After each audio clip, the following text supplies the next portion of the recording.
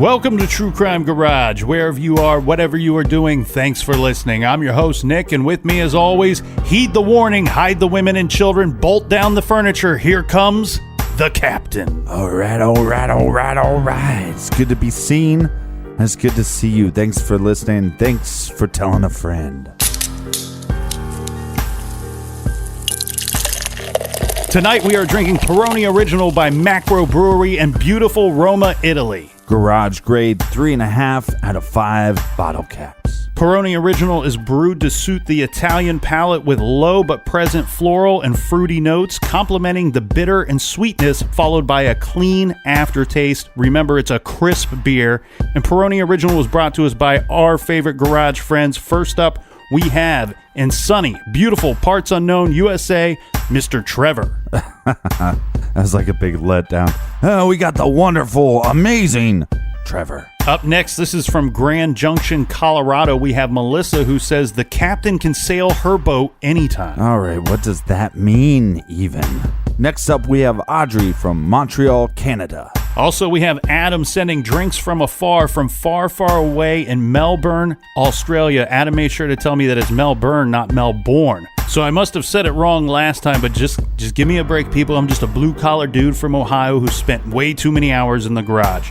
Regardless, thank you, Adam. It's nice to get the education and a cheers from you, so cheers back to you, man. And Jenny from Henderson, Kentucky cannot get enough of the garage. Well, that makes one of us, Jenny. And last but not least, we have Deirdre down in Fayetteville, North Carolina.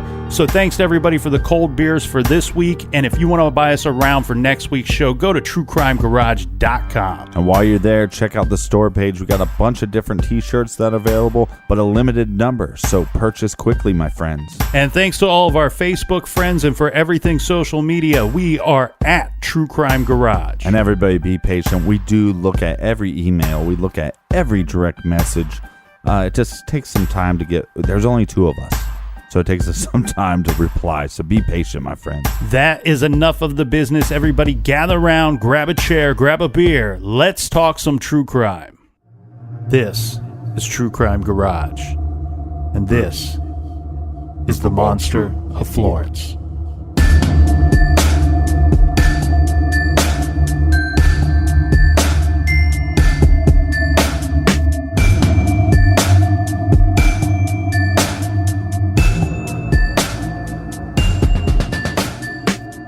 Yesterday, Captain, we covered 3 double homicides, all attributed to the Monster of Florence. The first one taking place in 1974, the next in 1981, and then they lock up a man named Enzo Spalletti, and then just a few months later, we have a crime that takes place again while he is locked up.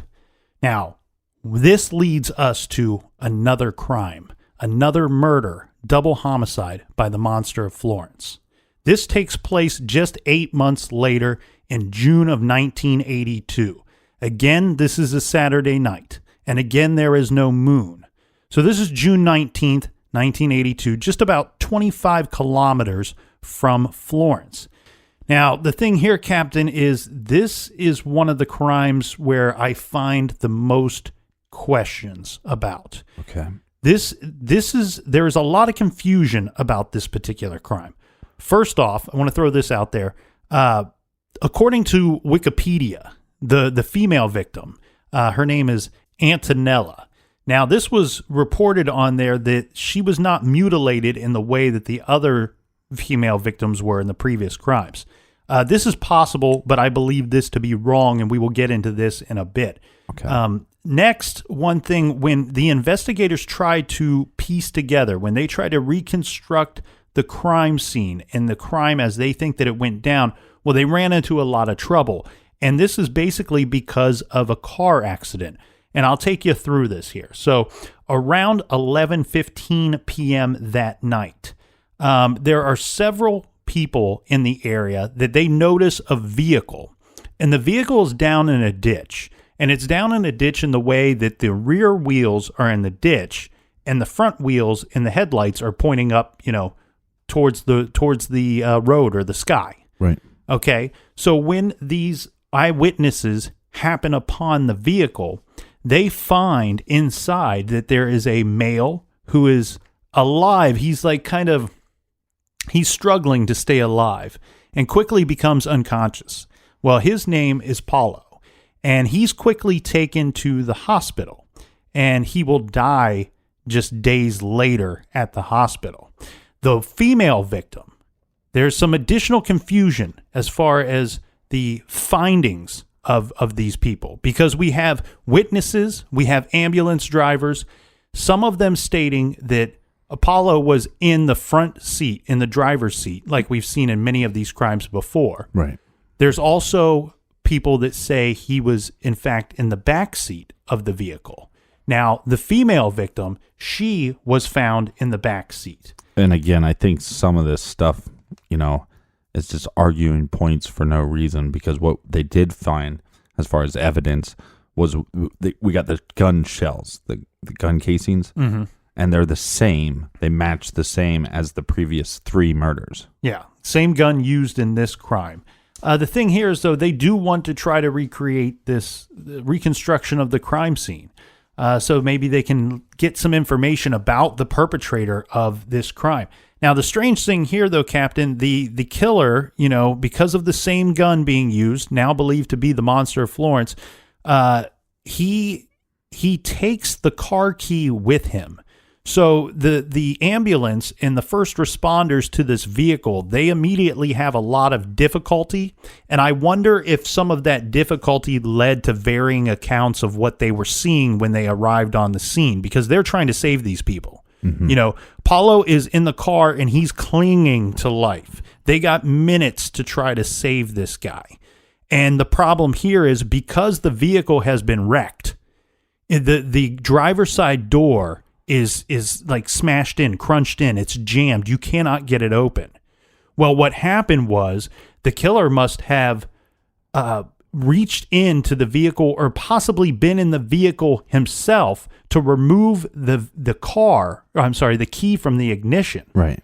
And when he did that, he locked the door, the passenger side door, either before or after closing it, but the door was locked when they arrived. So now we have first responders there trying to get to these victims to see if they can save them, to see if there's any signs of life left, and yet they're losing valuable minutes because they're unable to open either door to the vehicle. Right, and one of the first questions that the investigators are going to ask themselves is, did the monster attack these victims, and then did he move the vehicle? Yeah, and the thought being there, Captain, is that unlike the other crime scenes, this was not like a well-secluded area. This was a road that was frequented. As we said, there are two separate couples that find this vehicle and see it in the manner that it's found. So it's in a situation, it's in an area where it's likely to be stumbled upon, or during the course of a murder, people could come upon this. So the question was, did the monster move the vehicle? Well, why would he move the vehicle? Did he attack them first? We know what his ritual is. We know that he always does this to the female victim before leaving the crime scene. Did he need to move the vehicle, thus moving the victims away to a more private area and try to do this, or in losing control of the vehicle and ending up in the ditch instead? Or did the couple try to flee him during the attack itself, and because they're either injured or afraid or terrified, that they end up in the ditch, and then the monster completes the job? Right. Yeah, he completes the killings, but he doesn't actually, like we said before, it seems like this individual is trying to create a perfect murder and then also create the aftermath of the murder scene. Mm-hmm. And so in this case, I would lean towards the idea that they were going to try to get away, meaning also, or basing my thoughts off of the fact that the driver was still alive. Yeah, and the strange thing here, Captain, like I said, there's some question. Wikipedia says that Antonella was not mutilated like the previous female victims were. I disagree with that. The only knowledge I can offer How there. dare you? Yeah. Who would? You're not Wikipedia. Don't you go against Wikipedia. The thing here is, I want to throw this out. Gospel. Of course, I don't know for certain. I didn't investigate the case. I don't have any access to the case files. Well, then how do you know so much about it? So here's what I'm going off of. So I read 2 books in preparation for this case. Both were co-authored by well-known authors. Both books stated that she was mutilated in the same fashion that the other women were. And according to the FBI's website, the FBI did a profile regarding the Monster of Florence, and they talk a lot about that specific mutilation on there. The thing here is, according to their crimes, when they go through the crimes, they don't go through them specifically, this happened sentence for sentence. But what they do state is that they don't say that the mutilation did not occur here, where they do point to that at other occasions. So I'm assuming if they say that if they don't go out of their way to say it didn't occur, then they're under the belief that it did occur. All right. So what else happened with this investigation? Well, the thing here is, the other thing we got to ask ourselves, Captain, is regarding the mutilation itself. She was found in the back seat rather than outside of the vehicle like we've seen in other crimes. I don't know that this points to, did the monster drive the vehicle or did they try to flee? I think any, either scenario seems very likely to me. The interesting thing, though, is that he took the time, 1, for the mutilation to occur, 2, to remove the key and then lock the car door before fleeing. Again, we see a perpetrator that, even though in an area that's quite a bit busier than other locations that he's killed in before, he does not seem to be in a hurry. It's like you had said in the last episode. He seems to be set out to accomplish whatever mission he has created for himself, and he's determined to leave a crime scene in the form that he chooses. Right, but you see this a lot with Bundy, Gacy, Dahmer, where they kind of get careless with some of their actions. So we're talking about the possibly the 4th attack, and maybe he's just getting careless, becoming a bit frenzied in the act of killing. Mm-hmm. Now, a strange thing here, Captain. 12 days later, 12 days after the crime, an anonymous letter arrived at police headquarters in Florence. Inside the envelope, we have a yellowed newspaper clipping. This is from the same newspaper that has been reporting about the monster for years now. This is an article about a forgotten double homicide, double murder from 1968 of a man and a woman who had been having sex in a parked car.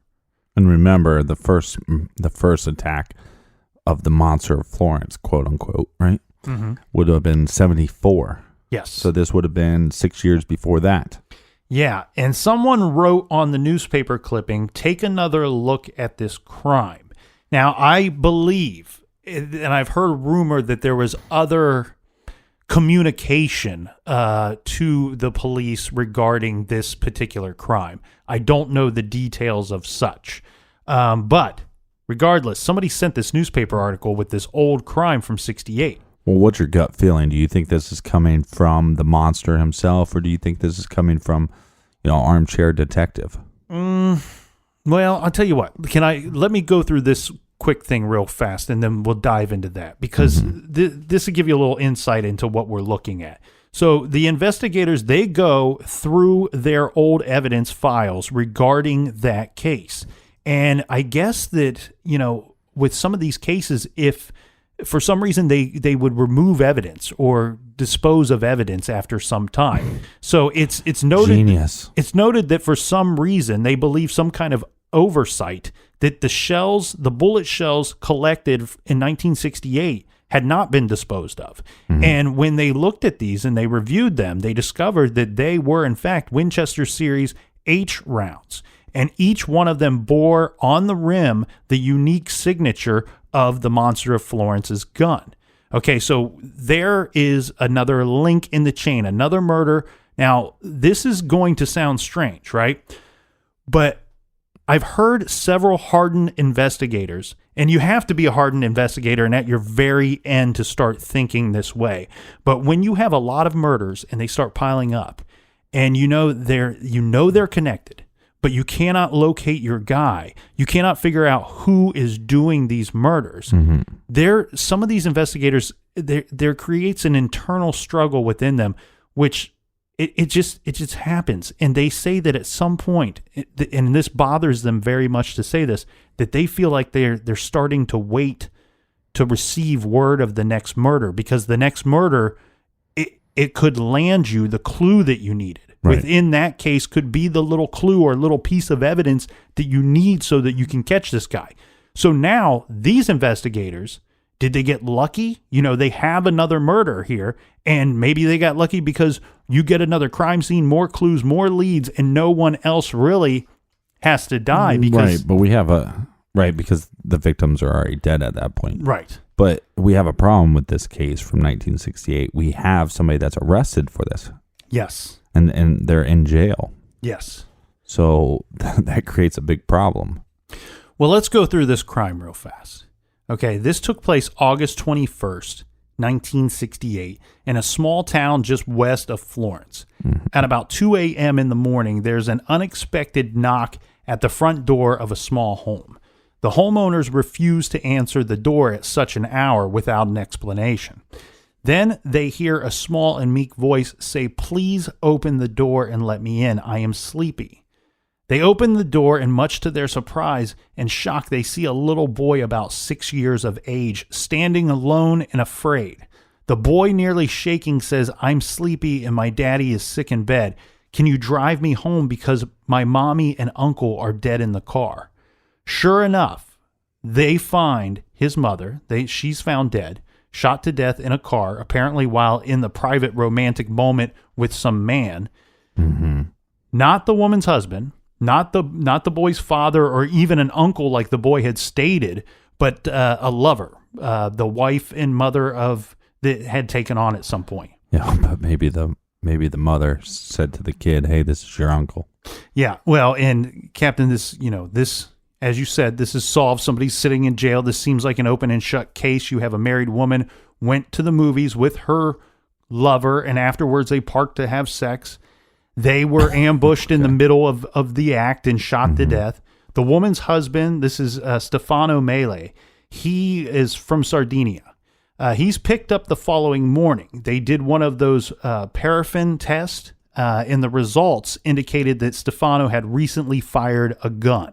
Okay. So he's looking very guilty at this point. He claimed he was innocent, and he claimed that his wife had many lovers outside of their marriage, and that one of those men that she was having an affair with must have killed her. Apparently, they had a pretty open and unique relationship. Okay. So Stefano seemed to be, all accounts, he was probably bisexual. It sounds like there was some threesomes going on where his wife would be the only female participant. The devil's threesome. So we have Stefano and people around Stefano that are saying, this isn't a jealous husband going out and killing his wife and the person she's having an affair with, because this is a guy that didn't mind this type of activity. His wife, yeah. So regardless, they pick him up. They have interrogated him. Eventually, he does break down during the interrogation, and he confesses to killing his wife and killing her lover in a fit of jealousy. But the problem, like the captain states, is we have all these other crimes going on, and Mele he's in prison at the time of the 1981 killings. Right. And after that, I don't know how this works. It seems like sometimes when we cover these cases in other countries, that maybe our prison sentences might be a little lengthier, or maybe things have changed throughout the years. But he killed his wife in lover, or confessed to doing so, and he's only in prison until 1981. He was technically out when the other crimes were committed by the monster, but he was living in a halfway house. But investigators are saying that it would be extremely unlikely that he would have been able to commit any of those murders after 1968. So we have the matching gun. And like you said, we have a problem because old Stefano was accounted for during the later murders. Now, well, if he confessed to these crimes in 68, where's the gun? Investigators should be going, hey, where's that gun that you used? yeah, and apparently, I would like to know if this was questioned to him and if his answer stayed the same. Was this questioned to him at the time that his wife was killed, and if it was questioned to him again during the investigation regarding the monster? What happened to the gun, Stefano? Well, You can't handle the gun. Well, he says, I want the gun. You can't handle the gun. He says, and I'm believing this is from the original investigation, that he says that he threw it, in the woods or threw it in the bushes somewhere after fleeing the crime scene. Makes sense, I guess. Regardless, the gun was never found. However, the casings are matching. Back to your question, do we think it was some kind of tip from an anonymous innocent person, or do we think that this is some kind of the killer taunting the police in a way? Yeah. What's your gut feeling? Well, here's my question. I actually don't think that it was the killer taunting the police. I think it was the killer maybe covering some tracks. And I'm to get into this, I'm going to have to explain one thing. Remember when we said that the driver, when the vehicle was found in the ditch, the male driver, he is found alive and then taken to the hospital. He never regains consciousness that entire time. He dies at the hospital. But one thing that the prosecutor and the investigator did, this was quite interesting. They claim that Apollo, that guy, that he gave them information, good information that would help them identify the Monster of Florence. All right. Nobody would know this except for people extremely close to the case. Well, the ambulance driver at some point receives a strange phone call. Now, he receives a call from a man. Now, is he also peeping Tom? No. This is not that I'm aware of. I know, but remember the last guy that was an ambulance guy? It's a hobby of all the ambulance drivers. So this is just what we do. It's part of the union. Oh, it's how you break up the stress of the everyday ambulance driving. That's how we do it.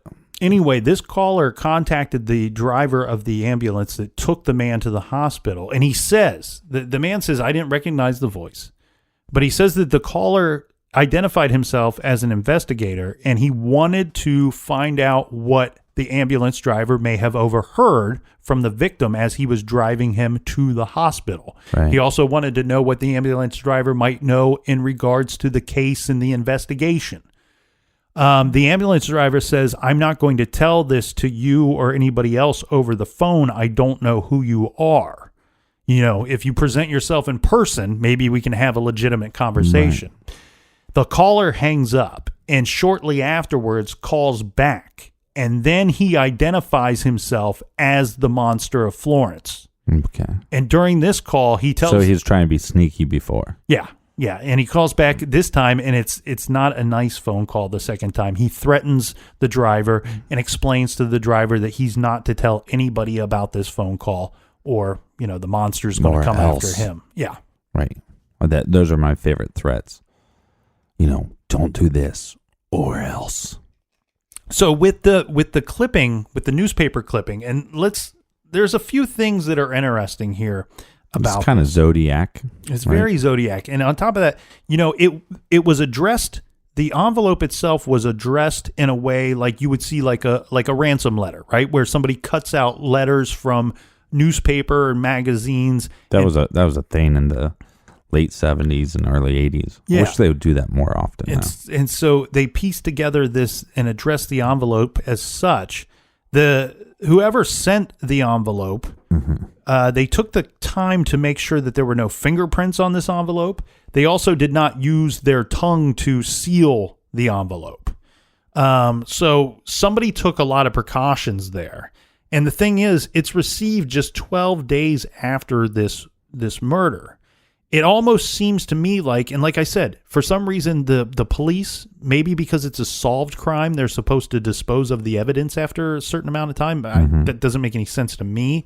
But what I'm wondering here, Captain, is it possible that the monster or the monsters would have had the ability to plant those bullets in that evidence, in that case file from 1968, and send this clipping to the police, trying to cover their tracks, thinking that maybe the monster was identified by this man that remained alive in the hospital for a few days after the attack.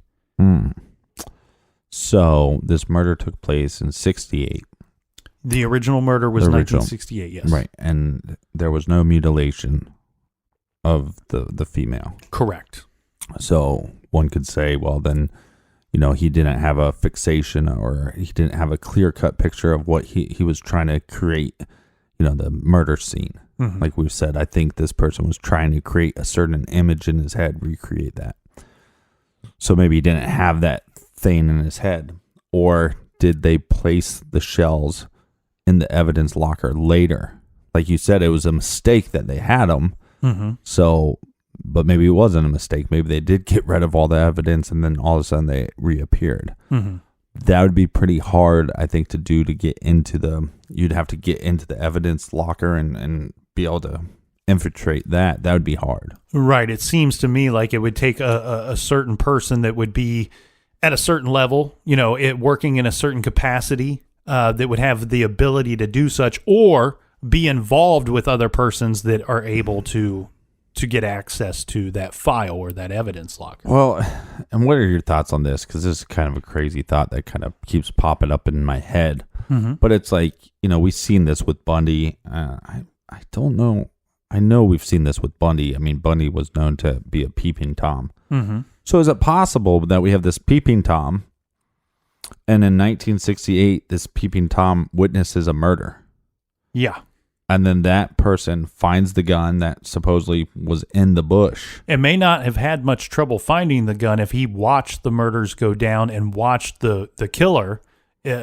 Maybe it is Stefano that killed him, and he watches him toss the gun somewhere, and he decides, I'm going to go over there and retrieve that murder weapon. Right. That would be pretty crazy, but, again, a possibility. You're right, Captain. When you say something like that, like you think about that and you're like, this is a possibility. Then you say it out loud and you're like, sounds crazy. It's almost laughable. It's so crazy. It's almost laughable. At the same time, it's crazy that you have a man in prison for a murder using the same weapon that there's somebody out committing murders using that same weapon for years and years afterwards. Right. But a different type of killing though. And we don't have the mutilation. We don't have the stabbing. Or the possibility that somebody sent them this newspaper article to cover their tracks and then found a way to plant evidence at an old solved crime from 1968. Again, we have the confession. So just hear me out. I know it sounds crazy that a peeping Tom would be there and found the gun, or somebody else found the gun and then the gun was, traded in and it was in the black market and this guy got the gun somehow. Mm-hmm. Right? It's possible. But what I'm saying is the killings aren't the same. We have a guy that confessed to it, so isn't it possible that this guy, just got the gun somehow? And then if he got this gun somehow, that maybe it wasn't the murderer. It was just maybe some armchair detective that's had this theory. And yes, certain things lined up, but it doesn't completely line up. Ultimately, it just brings up more questions than answers, but we'll get right back to that after this quick beer break.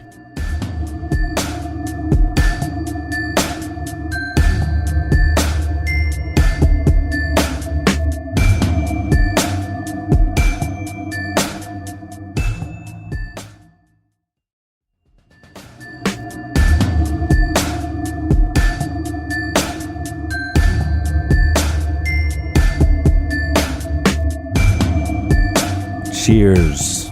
Cheers, mates. Cheers. Regarding the crime that took place in 1968, the double homicide, Stefano Mele was convicted for killing his wife and her lover. Again, they never found the gun, right? Well, remember our guy, the reporter Mario Spezzi? Well, he figures out a way to interview Stefano. So when this information came about, Stefano is out of prison at this point. We said he's living in a halfway house from time to time. The thing here is everybody wanted to... From time to time. Well, isn't that why it's called a halfway house? All right. Half the time I'm there, half the time I'm somewhere else. Well, I guess at this time, everybody wanted to interview Stefano because the monster is one of the biggest news stories in the whole city. Mm-hmm. Well, that whole country. Yeah, so everybody wants to speak with the Stefano guy and get his information about what he knows about the crime he was convicted of. Does he know anything about the monster that's out there running amok in the current day? Well, we have Spezzi. He has to figure out a way to interview this guy because nobody, Melee will not let anybody near him. The halfway house will not let anybody come to interview this guy. They don't want anything to do with it. He figures out a way to get to Stefano, and he asks him specifically about the murders and about the gun. And the answers he gets from Stefano are as follows. Stefano says they need to figure out where that pistol is. Otherwise, there will be more murders. They will continue to kill. They will continue. So, they. Yes. Mm-hmm. The key word is they. And so now, armed with this information, Spezzi plus the police now believe that Stefano Mele was not alone the night in 1968 when his wife and lover were killed. Mm-hmm. It had not been a spontaneous crime of passion, but rather what they call a clan killing. So Stefano and a group of people killed his wife and her lover under this theory. So his confession wasn't a false confession. Correct. It was not a false confession. But he left out some details, though. Mm-hmm. And investigators theorized that one of the killers or somebody present that night had enjoyed the experience so much that he had gone on to become the Monster of Florence using the same gun that had committed the crimes in 1968. A new investigation is underway in what now the police were calling the Sardinian Connection. They focused in and zeroed in on 3 Sardinian brothers. Mm-hmm. Now, remember, we said that Stefano was from Sardinia, and they probably looked at people close to him during this time. So these are 3 Sardinian brothers, Francesco, Salvatore, and Giovanni Vinci. It is believed, that all 3 of them had at one point been lovers or very close to the murdered woman from 1968. And one or more of them would have been present at the time of her killing. Mm-hmm. Due to their investigation, the police end up arresting Francesco. But on September 9th, this is 1983, we have Francesco Vinci still in jail. The monster was most certainly on the loose. A German couple had parked their Volkswagen camper for the night. Both were spied upon and then shot several times and killed. But the monster had apparently made a mistake that night because this situation was quite different than the other crimes because both of the victims were men. Yeah, and so after the monster would shoot these victims, he'd go into their trailer and he's going to be snooping around. Yeah, all the shots were fired from outside of the camper. If the monster were to follow his normal MO, he would go into the camper to, pull the female victim from the vehicle. Mm-hmm. However, in this situation, if he was following his typical MO, he would have went inside and discovered that this was not a heterosexual couple. This is a homosexual couple, and this is, in fact, 2 men. Well, at some point, the monster takes a pornographic magazine that he finds inside the camper. He tears pages out of it and scatters them on the ground outside of the camper. Okay. It's not believed that he mutilated either of these victims in any way. He just simply shot them, discovered that he made a mistake, we're assuming, and then left the crime. There has been a lot of speculation, though, Captain, if this was intentional, or did he just mistake what he saw to be a female and male victim? Mm-hmm. The situation is this, though. Remember, we have Francesco Vinci. He's locked up. He's believed to be involved in these crimes, the Monster of Florence crimes.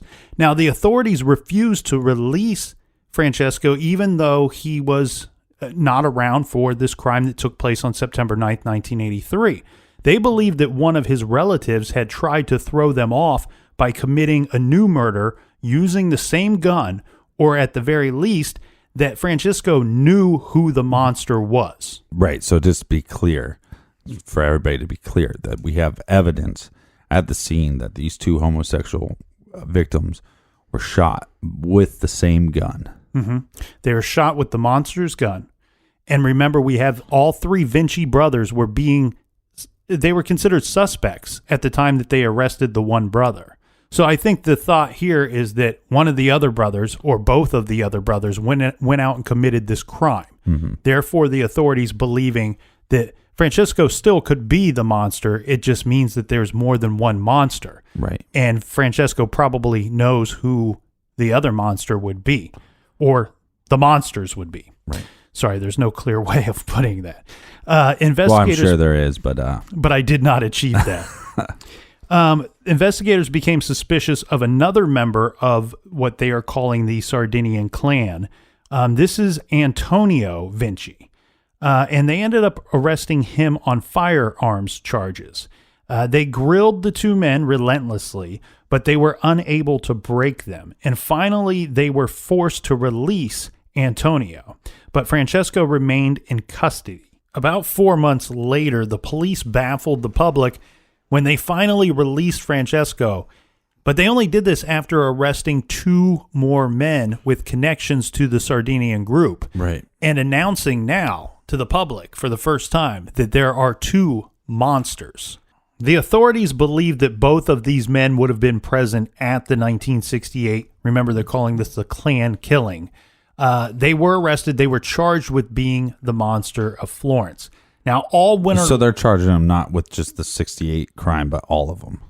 Correct. They're looking at this as a whole. You're being arrested for this, but now we're going to try to put together some kind of case. Mm-hmm. So all winter long, the police work on these 2 men. They are desperately trying to extract confessions and develop their case, but they do not have any success with this, Captain.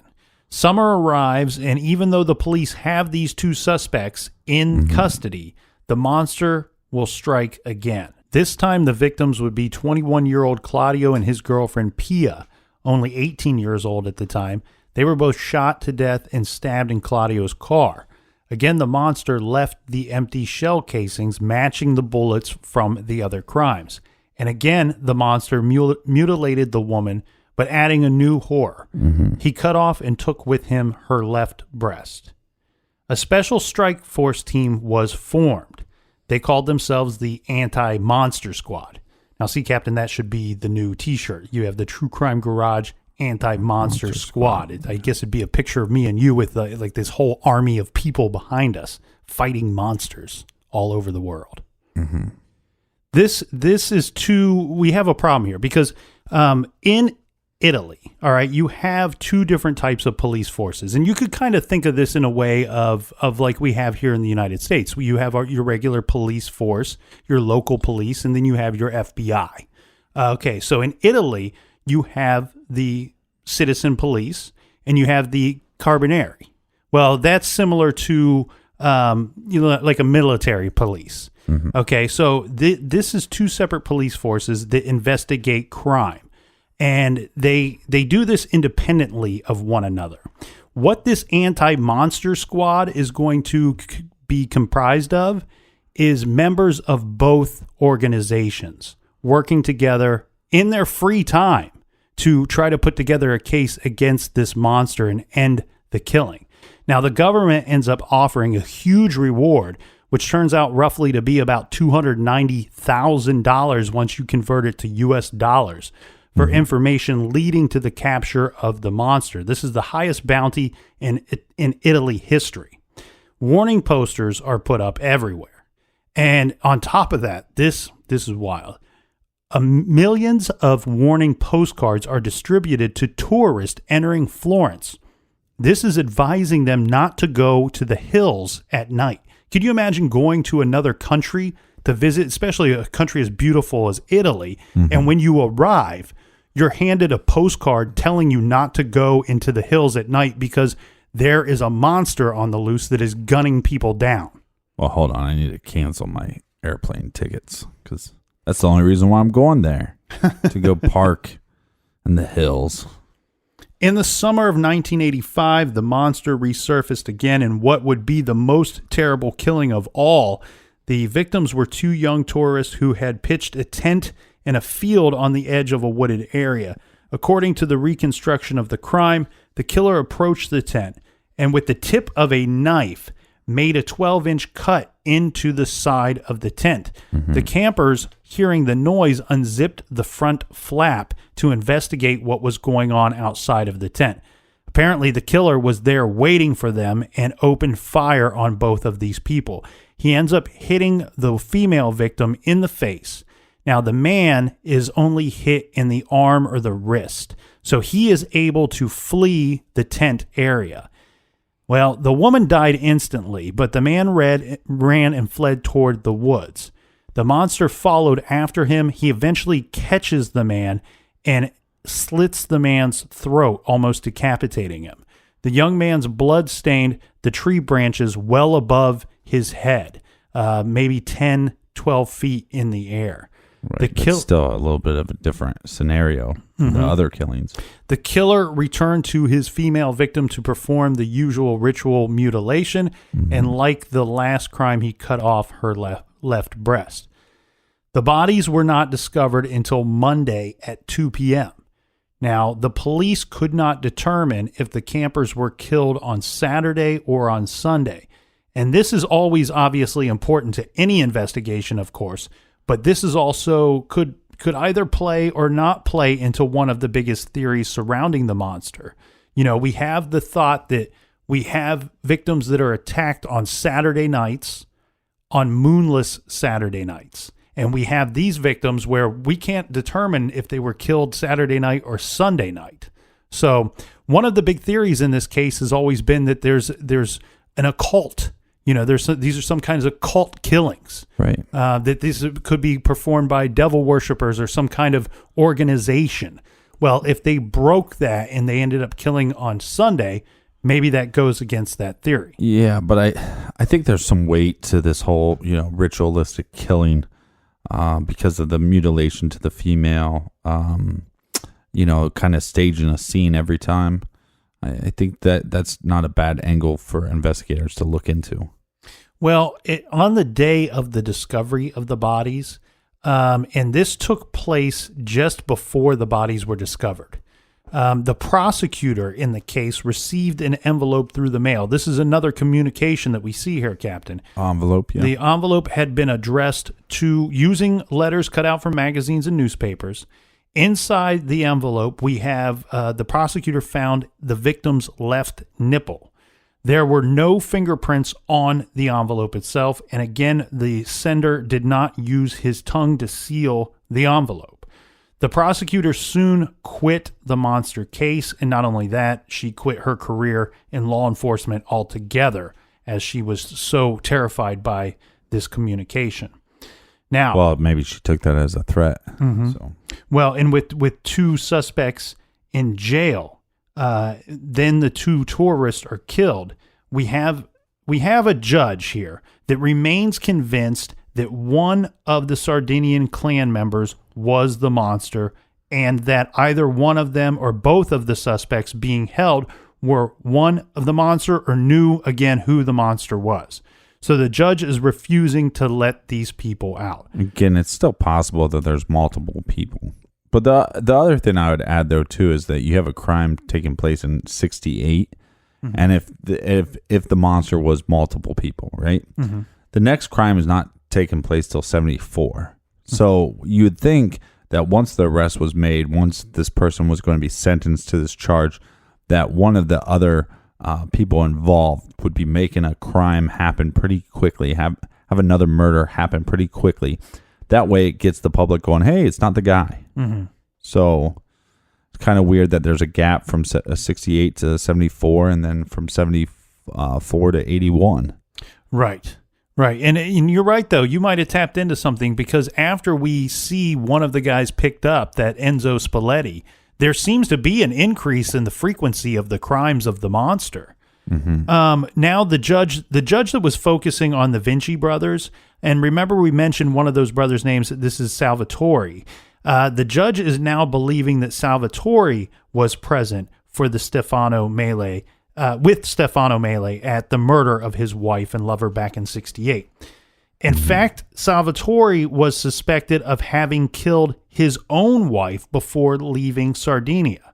His wife had been found asphyxiated by gas in their home back in 1961. The death had officially been determined a suicide. But here's the strange part. Someone had taken the time to go into the home. Someone had rescued the couple's 1-year-old son, this is Antonio Vinci, from the house while leaving the boy's mother to die. The judge could not bring Salvatore to trial for being the monster of Florence, but yet he's convinced that Salvatore was the monster. So now there's not enough evidence to book him on this. However, he thought what they should do. Let's try to prosecute Salvatore for the old death of his wife back in 1961 instead, and then maybe Salvatore would confess to the crimes of the monster. Well, this ends up backfiring because the trial ends up being a disaster. By this time, we're almost 30 years removed from the death of his wife in 1961. The trial's a disaster. The witnesses didn't seem to know much about the death of his wife, or at least remember any details of anything that happened that day. Right. And the evidence in that case, well, it was extremely weak, to say it politely. Everything pretty much hinged on the testimony of his son, Antonio Vinci, which was 1 year old at the time. He would have been 1 year old at the time at the death of his mother. And Antonio refused to testify against his father, so nothing stuck, and the judge here struck out and was unable to prosecute Salvatore. But the story's not over, and this case is not completely gone cold because they have a new investigator. Yeah, a new lead investigator is applied to the case. He decides to go back to the drawing board because right now this thing is very muddled. And he decides that he's going to review what little forensic evidence has been collected throughout all of these crimes of the monster. Yeah, you'd think there would be some sort of DNA. Well, the things that they have in evidence, Captain, is they have a knee print. A knee print was found on the door of one of the vehicles. They found a bloody rag at one of the crime scenes, and they also found a partial fingerprint. Now, you also have to keep in mind, you don't know if that partial fingerprint belongs to the killer or just somebody that happened to be in or around the vehicle. Correct. Now, this investigator will outrightly state that he learned very quickly that none of this evidence was analyzed properly, nor was it stored properly. So at some point, surprise, at some point you lose value and you're unable to get anything of value from this evidence. So he decides that he's going to go to the computers, right? He's going to, he's going to go and study some computers, believing using a method that more new age investigators might point him toward the man that they call the monster. Of thousands of men in the area, he was looking at several items regarding convictions for sex crimes, crimes of violence, people with their prison sentences. When were they in prison, when they were not? This led the investigator to a suspect, a Tuscan farmer named Pietro Pacciani. Now, he's described as a short, very strong man who was particularly drunk all of the time. And he had a violent history. Sounds like the captain. Except for you're not short. Yeah, that's right. But when I'm drinking too much, I get really short. Well, one thing that's very different from you is that this guy has a extremely violent history, to say the least. You don't know me. Because in 1951, when Pacciani discovered that a traveling salesman was having sex with his fiancée, and I believe this took place in either her home or their home, but somehow he discovered this. He attacked the couple. He bashed in the man's skull, and then he raped the woman next to the man's dead body. Afterward, he was arrested. He was imprisoned. He was sentenced. It was an easy conviction for this crime. Jesus, yeah. After he was released from prison, he married. He was later convicted of sexually assaulting his daughters. His prison Jesus sentence. Christ, man. Every story, every week, we cover a story, and they all have girlfriends or wives. You mean these people that have horrible past and do horrible crimes? Horrible individuals. It's I haven't been on a date in months, man. You're using the wrong dating website, I guess. ilovescumbags.com. You can find. I'll go to that one. There you go. But his prison sentences coincide with the gap in the killings. Okay. So this new investigator, I mean, he's like, wow, this dude, he's committed crimes against a couple. He has sex crimes. He has violent crimes, and his prison sentences coincide with the gaps in the killings. So when the monster was dormant, this dude was in prison. When the monster was active and killing people, Pacciani, this dude, was out and free. Okay, so did they investigate this guy's property? Or? Yes, they conducted a 12-day search of Pacciani's property. That's a long search. It's a lot of days on the job. They found an unfired .22 caliber bullet in his garden. Now, experts say that it might. Let's put that in quotations. They found it in his garden. That's not suspicious. Well, they said that the experts said that this bullet might have been inserted into the famous Beretta that they've been looking for and ejected without being fired. The ballistics report was inconclusive. Not long after, the Carabinieri received a piece of a .22 Beretta wrapped in a torn rag. It was accompanied with an anonymous note saying that it had been found in a place where Pacciani often went. All right. So, seems like a lot of fishy evidence. Well, what they did, Captain, was when they received this Beretta wrapped in the torn rag, then they went back to Pacciani's property and they searched the property again. They removed, any rags, any towels that they could find on the property. And they found some rags that they found in his garage, and they compared it to the rag that sent the Beretta. Right. Well, it matched up. So we think it's coming from his wife. It's coming from his wife or from someone that knew him, that was close to Pacciani. That had access to his property. Mm-hmm. He's eventually arrested in January of 1993, and he is charged with being the Monster of Florence. All right, case closed. We'll see you guys next week. All Yeah. right. Be good. Be kind. Don't be peeping on people, touching each other. Ooh. See you next week. So what happened? Well, at the trial, now keep in mind, we're talking about, we described him as a short, very strong man, but this is a bully. This is a bully. This is a brute. And at the trial, Pacciani rocked back and forth and he cried very loudly during the proceedings. He would often yell out strange things during the trial as he cried. Things like I'm an innocent little lamb, and they're treating me like Jesus Christ on the cross. What? He just random craziness that he would yell out. But almost the entire trial, this guy is rocking in his chair and crying very loudly. The prosecutors presented no murder weapon during this trial. They also presented no reliable eyewitnesses to the crimes. And even Pacciani's wife and daughters. Okay, picture this. We know what he's done to these daughters. Okay, these women hated him. Allegedly, right? Right. Well, no, he was convicted of assault on his daughters. These women hated him. And I mean, probably hated him in every sense of the word. They said at trial that he could not have been the monster because this guy was always home. He was home and he was drunk all of the time, and he was at home yelling and hitting them. Right. So it's strange to hear. So he was a monster, just not the monster. He was of a Florence. monster within the four walls of his home, correct. Right. These women had a good chance to get rid of this guy forever, and they didn't do that.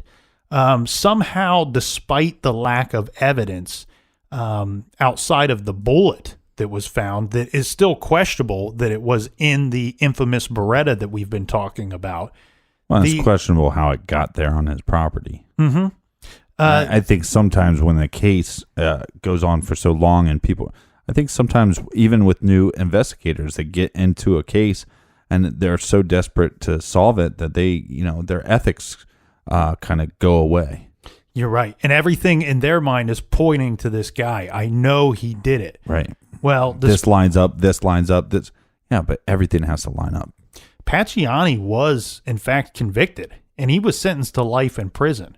Now, there is a mandatory appeal process, and this was very strange. The prosecutor assigned to handle the appeal case actually decided to refuse to prosecute Pacciani. So on February 13th, 1996, because they're not going to prosecute him again, Pacciani was acquitted for being the Monster of Florence.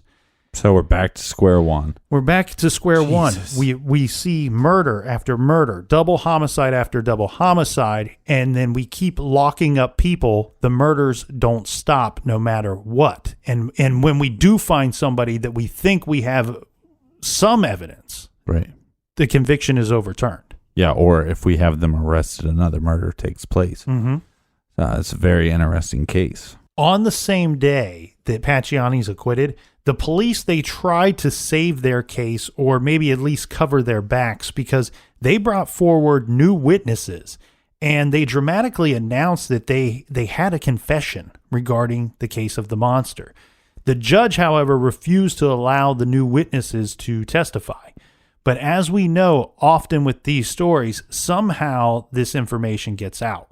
So what was learned was that the first surprise witness had actually confessed to being Pacciani's accomplice.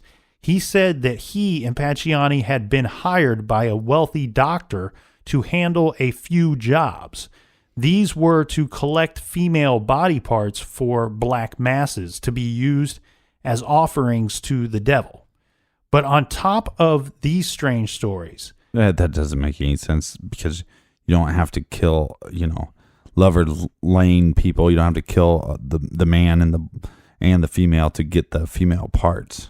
Well, this man, on top of these strange stories that the man is telling, he often contradicted himself when telling these stories. He did implicate another man. So now, according to this guy, we have a ring of three. Two of these men were convicted of murder. One was sentenced to life in prison, that being Pacciani, and the other to 26 years in prison. Now, the higher court sent the case back to be retried regarding Pacciani. However, he died in February of 1998 before the new trial could begin. This began an investigation into the search for the doctor and for the quote-unquote masterminds behind these killings. Mm-hmm. But get this, the suspects or, witnesses or whatever you want to call them at the acquittal for Pacciani said that they didn't know the doctor's name. He claimed he told all these wild stories about collecting body parts for this doctor, but he claimed that only Pacciani knew the name of the doctor, knew the identity of the person that hired them. But this guy's story just seems so fishy. Yeah, and they presented this story to Pacciani, and he denied the entire story all the way until the day that he died. Right, and he was supposed to be retried, but because of his death, they can't retry him. Yeah, and over time, thread by thread, the web of evidence against him, it fell apart. It wasn't great to begin with, but the rag and the gun pieces that were sent to them, that was found to have been manufactured and planted evidence. It was never really established who they believe planted that evidence or who had sent that to them. But like you said, it appears to be somebody that would have known him, had access to his property. The expert who had been asked to clarify or to certify that the bullet found in Pacciani's garden might have been inserted into the monster's gun, He said at a later date that he was bullied into arriving at that conclusion. Right. That he was pressured by the investigators to help them out with their investigation. Right. And who do you think planted the other evidence? The same investigators. Yeah, most likely. And then we also have Mario Spezzi, the journalist. He videotaped a police officer who was present at the search of Pacciani's property.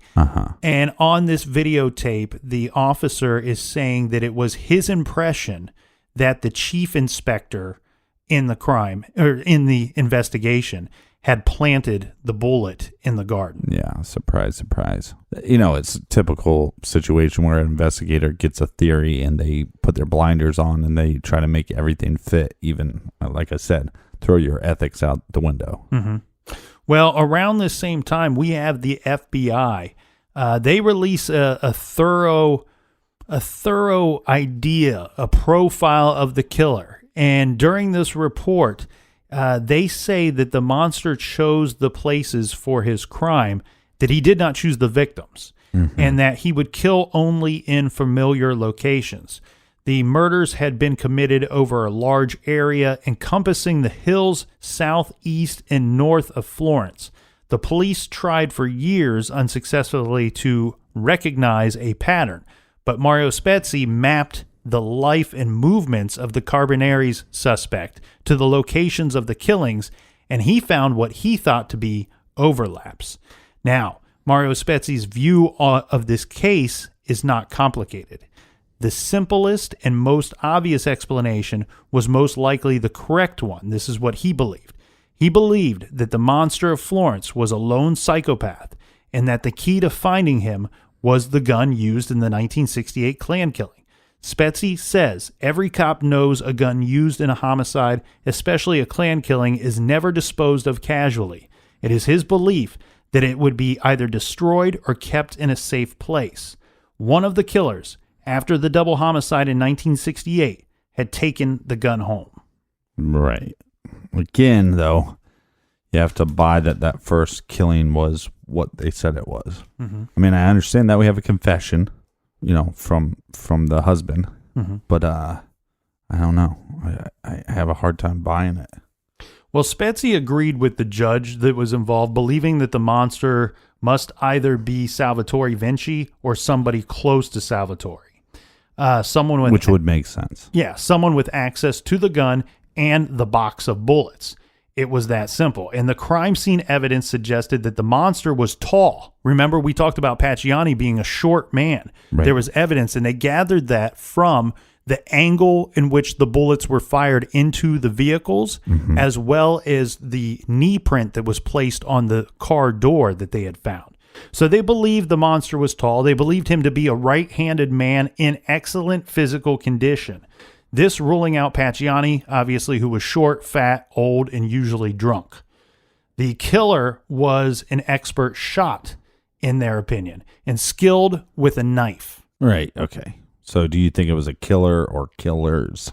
Well, I'm going to tell you what. I'm going to present what Mario Spezzi believes, and I'm going to present what the Carbonari believed at the time. Remember, he was comparing their number one suspect to information he had about the movements of this suspect and where the killings took place. Well, who was this person? Who was their number one suspect? Well, it was Antonio Vinci. Remember who he is? He's Salvatore's son. He's the one that if Salvatore killed his wife, he pulled the 1-year-old son out of the home that was being, gassed at the time. He's the one that refused to testify against his father. He would have had access to the gun if the Vincis had access to that gun. So Spezzi tracks down this guy, and he wants to interview him regarding the Monster of Florence, but he's a bit terrified because now you're very close to the possible inner circle of this whole thing. Right. So he actually introduces himself to Antonio as somebody else. However, Antonio is a smart dude, and he recognizes Spezzi. He does agree to be interviewed by Spezzi. When asked That's a risky move. Spezzi wanted to record the interview, audio record the interview, he says no. Antonio says, no, you can't record me. Why? Well, I don't like my own voice. That's something you and I have to deal with a couple times a week. That's lovely. So I'll give you the shortened version of this interview.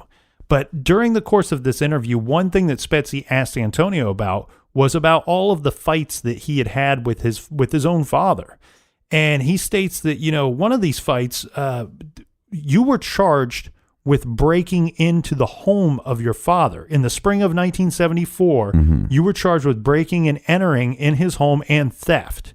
Well, Antonio corrects him and says that's not correct. I was only charged with a violation because all they could prove was that I had broken into his home and that I didn't steal anything. Now, he asked him, when did you leave Florence? Well, he left Florence in the beginning of 1975. When did you return? He returned in 1982 and then separated in 1985.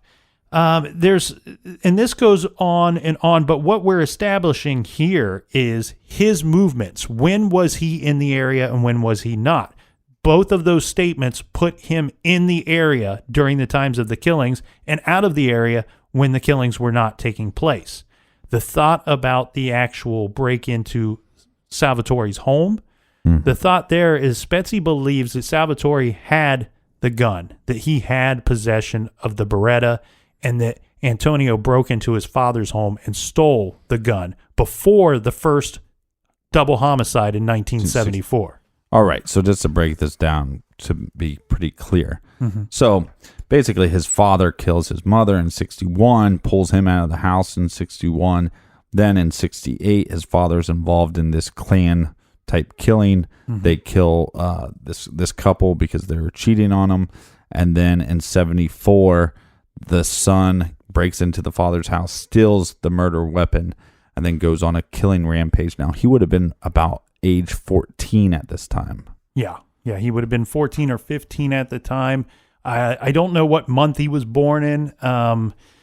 It seems awfully young. The strange thing here, though, and this is where I believe that Spetzy arrived at this conclusion, was because when Salvatore had noticed that his home was broken into, he called and reported it as his home was broken into and things were stolen.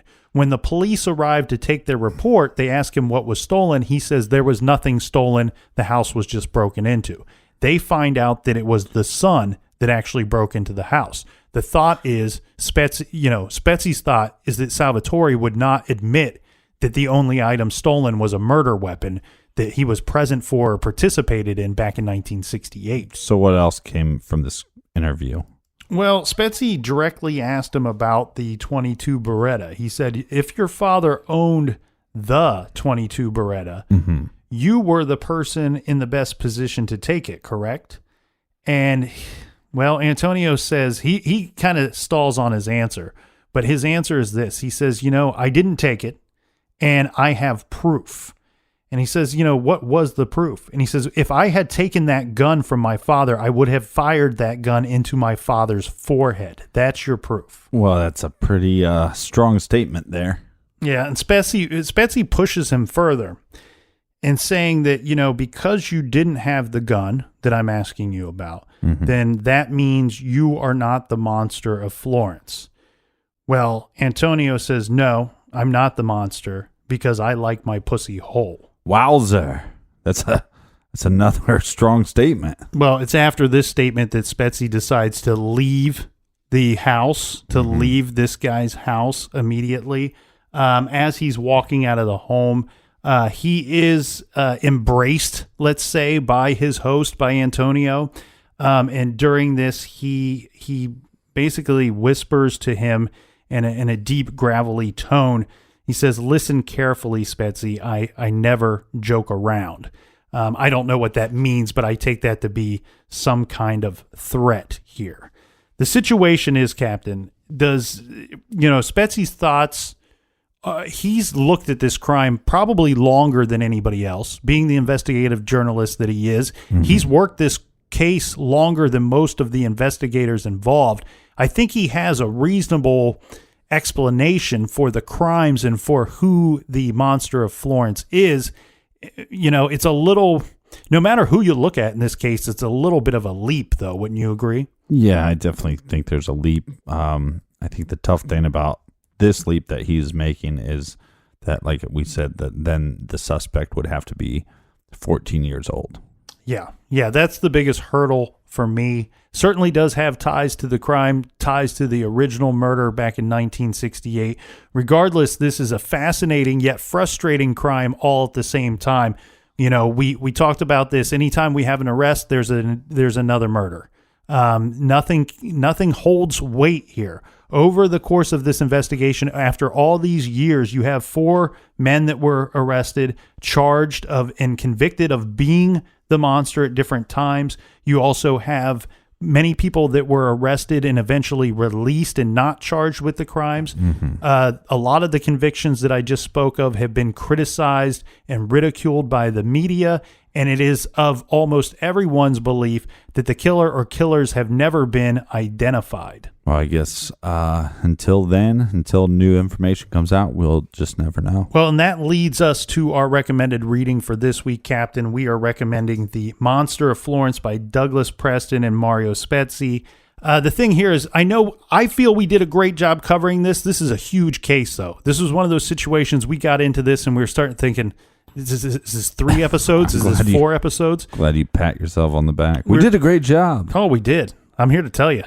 But what I will tell you, Captain, is that there is more reason to look into this case on your own. There were certain avenues that we were unable to take, unable to explore, because them in themselves were monster cases of their own. So if you want to find out more about the quote-unquote doctor that had this satanic organization that he was looking for body parts for these rituals, that's covered in this book, The Monster of Florence, by Douglas Preston and Mario Spezzi. And you can pick that up by going to truecrimegarage.com, click on the recommended page, and you'll see all of our books there. And just make sure that you use our Amazon banner when you make your purchase. Maybe we'll come back to that and just do a special episode just on that doctor. Yeah, if you want to hear more about the doctor, if you really want to impress upon us that you want to hear more about the Monster of Florence, you can do that at our blog at truecrimegarage.com. Captain, I want to thank you for another great week. I want to thank all of our great sponsors, all the wonderful listeners out there. And thanks for sharing on social media. Thanks for telling a friend. Thanks for the 5-star reviews. They mean a lot. And we will see you back here next week in the garage. Until then, be good, be kind, and don't litter.